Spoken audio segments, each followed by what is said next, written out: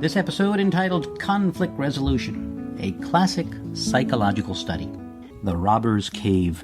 The study was conducted back in 1954, and it was conducted in order to give us a better understanding of those factors that cause in- and out-group bias, and how such bias could be resolved.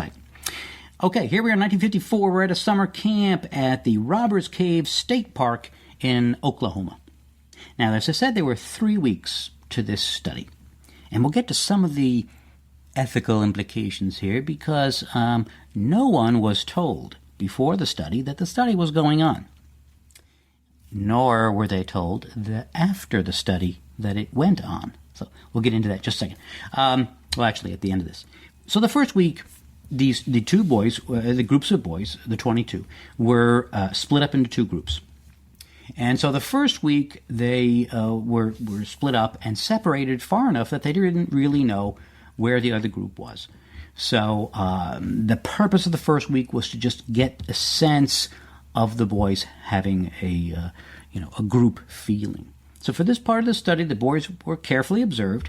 So it's a kind of participant observation study because it's the counselors who are participating. They all knew the purpose of the study, and they're keeping careful notes on it and carefully manipulating what's going on. So the boys are encouraged to form close relationships, and it really wasn't hard to do. And by the end of the first week, one group had decided to call themselves the Eagles, and the other group called themselves, for those of you who remember the study, they were called the Rattlers. So the Eagles and the Rattlers. Okay, so now at the end of the first week, they're all there. They're doing the typical sort of camp activities, feeling like a sense of groupness to them. Now at the end of the week, this is the part I like. Near the end of the week, each group was, in Roger Brown's words, quote, allowed to become aware of one another's existence, unquote. So each group begins to see signs that the other group is not that far away. So they're seeing cups left behind and other indications, garbage, etc., that the groups were around. And then they're brought close enough so they can actually hear the voices of the other group. Immediately what happened here was that there was the us and them. Now, it sounds a bit like the TV show Lost, right? Because in this study, each group of boys immediately refer to the other group as them and us, so it's not quite, quote-unquote, the others, as in Lost, but it's a similar idea. Then the counselors announced, why don't we create a series of games between the two groups, actually competitions, tug-of-war, touch football, baseball, that sort of thing. The group with the most points will win a trophy and some other prizes. Now, all of this was done, of course, to encourage the intergroup conflict. But now it's being accelerated a little bit with the use of competition. And competition, of course, over a prize that will only go to one group. What they call or refer to in the studies as competition over scarce resources. So those are the keys for intergroup conflict, really a sense of groupness and then competition for resources that can only go to one or the other group. Now, what's interesting, in a slight tangent here, was that there was a study, Tajfel, I think, was the author. I'll have to put that on the blog if it's not that. Now, he was trying to find out what are the minimal conditions under which people will form themselves or think of themselves as being in a group. Now, it's not surprising here. You got 11 boys. I think one of the groups lost 2 boys, so I think it actually became 11 and 9, but whatever. They're together all the time, they're fishing, they're boating, so the fact that they begin to feel like a group is not a surprising thing. But Tajfel was saying, well, don't people form groups based on even more minimal kinds of conditions? I mean, I may not even know you, 2 people may not know each other, but if they're both fans of the same sport team, there's a certain, they sort of immediately connect, right? So we know this, but what's interesting about Tajfel's study is that he got students into a room, and he tried a couple of different things. They showed students paintings by 2 different artists, Klee and Kandinsky, none of whom I'm familiar with, but they asked them, which one do you prefer, the pictures by Klee or the ones over here by Kandinsky? And then they were placed into groups based on their preference. And that was enough. They were just standing around, and it was enough for these students to begin to have a preference to be with other students who had that same liking for the same artist as they had, even though they didn't. This would seem to be something fairly, minimal, obviously. So Tajfel tried something even less. He figured, well, you know what? Let's just show students pictures with a large number of dots on them. Uncountable numbers of dots, but let's ask them to estimate the number of dots on the picture. And they were placed into groups based on whether they overestimated or underestimated the number of dots in the painting. Now, of course, they were randomly placed into those groups, but they were told, you're one of the overestimators, and no, you overestimated, you belong over there.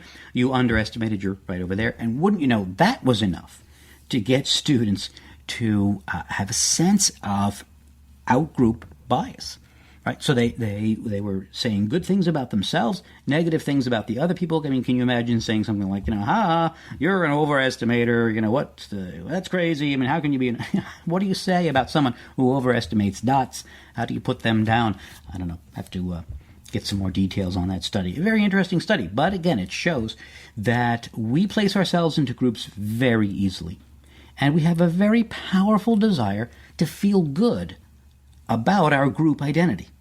In fact, this whole area of research is really called social identity theory, and this just adds to our understanding of our self-identity. And we've talked about, self-esteem and issues like that. Part of how we see ourselves is our social identities. And of course, we like to feel good about the groups that we belong to. Just another interesting part of being human. All right, back to the study. Now, it's week 2, 1954. The boys are now competing for points and the hopes of winning the trophy and the prizes. In-group, out-group bias is running very high. So what happens? Well, fights break out between the two boys. Not surprising. In addition to name-calling, kids, sticking their noses in the air when they pass each other if they're in separate groups. A little bit of West Side Story actually going on in here, too. Okay, in the end, how did it turn out? Well, the Eagles won. And so what did the Rattlers do? Did they congratulate them in sportsmanlike behavior? No. What they did was they raided the Eagles' tents and stole the prizes. And told them they wouldn't give them the prizes back unless they apologized, or I forget exactly what they had to do. The third week of the study, the third stage of the study, was about how do we break down those biases. So they tried a couple of things. They began with what they referred to as non-competitive contact, which simply means let's get the two groups together. So they attended movies, they ate meals in the same mess hall, they went to a fireworks together. The result? No decrease in in-group, out-group bias. When they were together attending the movies or eating dinner, of course, as you can easily imagine, they all sat apart. So simply having contact with the other group did not do the trick. So what did do the trick? What succeeded in reducing the conflict between the two boys? Well, let me digress. Did you ever see the movie Armageddon? It had Bruce Willis and a bunch of other people in it. Not really a good movie, but the special effects were pretty good. So if you have a significant ability to suspend disbelief, it's maybe also not a bad way to spend an hour and a half on a Sunday afternoon. Well, but even if you didn't see the movie, what is it then that always brings the Americans and the Russians together? It's a common goal. And that is indeed what's needed to bring warring groups together. So, of course, in Armageddon, it was a meteorite that needed to be destroyed. And, this sort of theme that you see this so much, this common goal that the groups have to work together to benefit each other.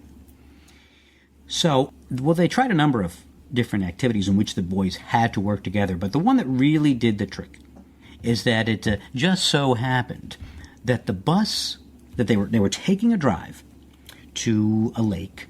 The two groups were together in the bus, and the bus got stuck, gosh darn it. And, of course, it got purposely stuck, and the boys had to work together to get the bus out. And that is what seems to have made the difference. From that point on, some of these in-group, out-group bias, these behaviors that they saw began to dissipate, and the boys began to work together and cross those boundaries. So there you have it. Really very interesting study. So in the end, the groups were on an equal status, right, at this point. So no group was at an advantage over the other. They were on what Roger Brown refers to as equal ground, and they had to work together toward a common goal. I'll make a connection to a children's movie, Babe. This is an absolutely wonderful film, no matter what age. But you've got two groups in this movie, the sheepdogs and the sheep. Each group thinks that the other is stupid. The dogs think the sheep are stupid, and as the wonderful, I think it's Roscoe Lee Brown, who narrated it, and who died recently, wonderful narrator, adds to the beauty of the movie. He says at one point that as all sheep know, dogs are stupid. So each group, obviously, there's in-group, out-group bias there. And in the end, what is it that breaks it down? Well, they have to come together to help Babe, the pig. So those of you who've seen the movie know what I'm talking about, and those who haven't seen it should rush out and buy it. This is a buyer, not a renter or anything. So there you go, the movie Babe, intergroup conflict. More immediate implications were that it influenced what we now teachers refer to as the Jigsaw Classroom. And this is an interesting application here. It's just a way, classrooms can be constructed in this way, or teachers can do this sort of a jigsaw as an activity. And the idea is, let's say you got a big class, you break your class into groups of, let's say, 4 or 5, and let's say they're all going to work on, the life of Thomas Edison. Could be just about anything. But so you start the activity with each group is being given a part of, let's say, the life of Thomas Edison. And so they each sit together and they learn what they're supposed to learn about what they've been assigned to do, the part of Thomas Edison's life. Then they break up and they formed what's called mixed groups. So a member of each group sits with a member of the other group. And they all teach each other what they have learned in their other group. In the end, they go back to their groups, and again, there's this teaching that's going on.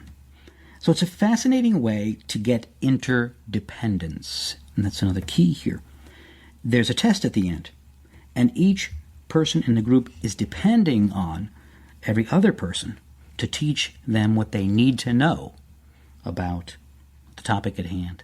I've done a number of times in my classroom. It really is a powerful and fun way to learn, and students enjoy it. www.thepsychfiles.com. My name's Michael Britt. We'll see you next time. One last thing. Remember to check out my memory course. You can use these strategies to get better grades on your tests, to remember people's names, and even help you to remember those jokes you keep forgetting. So you will be amazed. avid.fm/memorymaster. That's avid, AVID.fm/memorymaster. Thanks.